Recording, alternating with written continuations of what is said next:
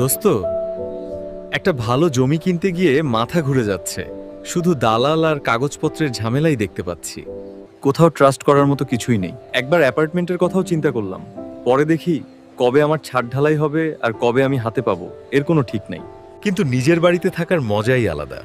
সবুজে ঘেরা গাছপালা আর সেই গাছে দোলনায় ঝুলে রোদ পোহানো সকালবেলা। সে সুযোগ কি আর আছে বন্ধু? এই বড় বড় ঢাকা শহরের অট্টালিকার মাঝে খুঁজে কি পাবো সেই আগের পরিবেশ? ভাই, আমিও তো এমনই ছিলাম যতদিন না পর্যন্ত আমি বাংলা বসতির নাম শুনেছি। বাংলা বসতি, ওরা আবার কারা? আরে মনে নেই পিঙ্ক সিটির কথা? তারাই ঢাকার পাশে আমিনবাজারে বাংলা বসতি নামে একটা ভিশনারি প্রজেক্ট করে, যারা শুধু জমিই না, একটা পুরো পরিকল্পিত শহর গড়ে তুলছে।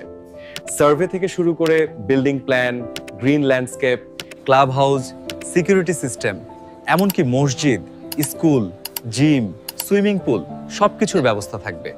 মানে এক জায়গায় সবকিছু?